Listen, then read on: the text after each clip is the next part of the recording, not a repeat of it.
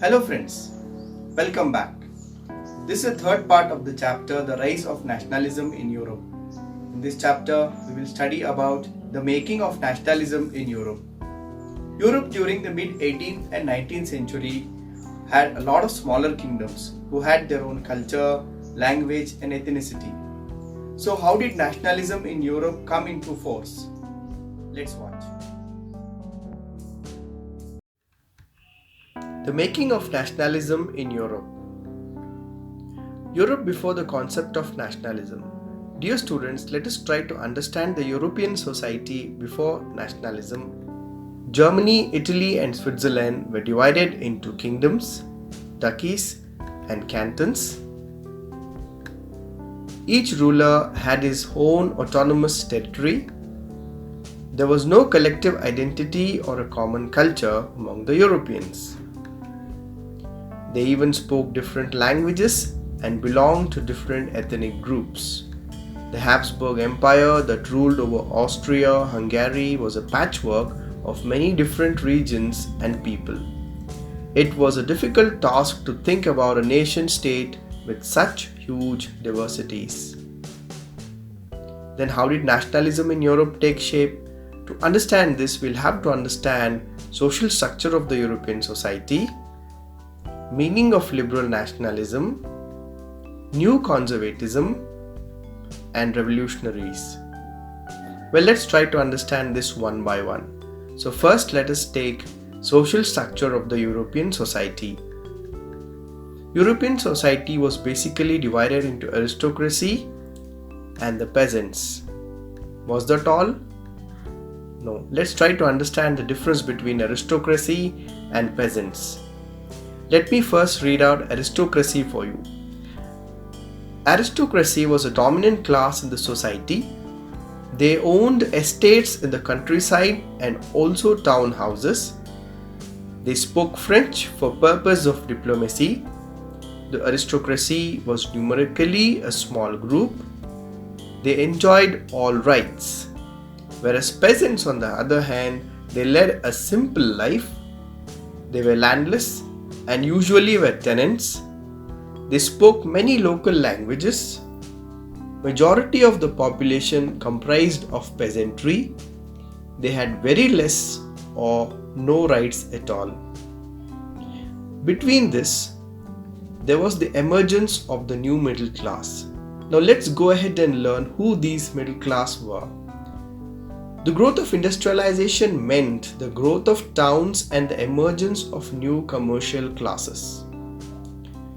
Among this middle classes, which comprised of industrialists, businessmen, teachers, doctors, professionals, grew the idea of national unity and they demanded liberal nationalism.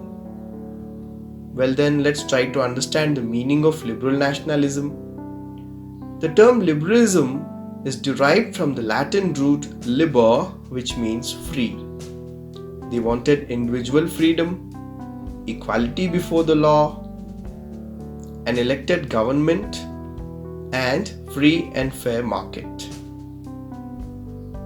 But why liberalism? Let's understand that too. Because earlier the right to vote was not given to everyone. Only men with property could vote. The rights of women to vote were neglected even by Napoleon. Each of the 39 principalities created by Napoleon possessed its own currency. Even weights and measures were different, causing huge losses to traders. And liberals wanted an end to all these problems. To have uniformity across Europe in 1834, a customs union or Zollverein was formed.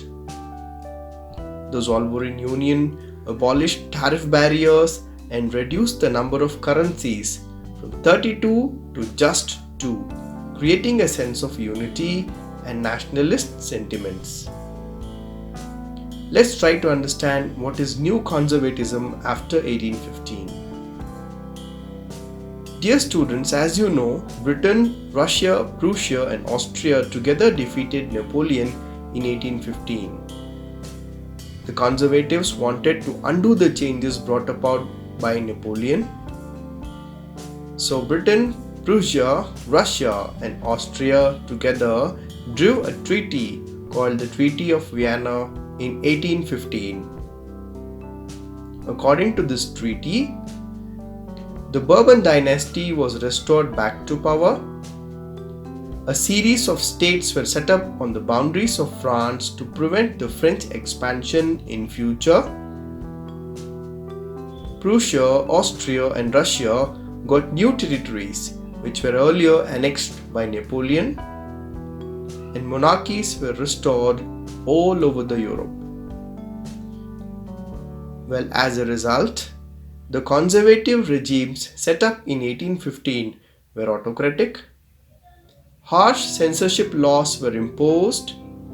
Criticism was not tolerated. There was no freedom of the press.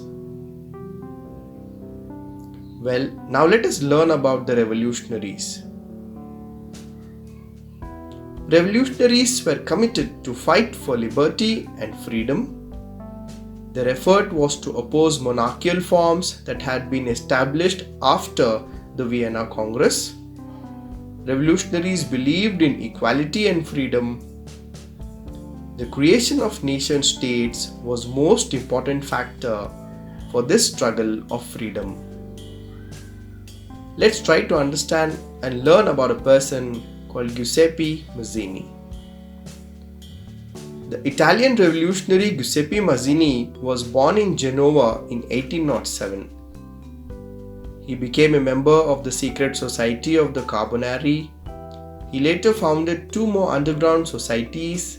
First, the Young Italy and Marseillais, and then Young Europe in Bern. Mazzini worked hard to unify Italy. He believed that the unification alone could be the basis of Italian liberty. Metternich, a conservative, described him as the most dangerous enemy of our social order. Dear students, let us take a look at some of the important questions that you will see from this unit. First one, interpret the concept of liberalization in the field of economic sphere during the 19th century in Europe. It's CBSE 2019 question. Second one, why did big European powers meet in Berlin? Third one, why did Frederick Soru present utopian vision in his prints in 1848? Explain one reason. CBSE 2019 question. The first clear expression of nationalism came with the French Revolution in 1789.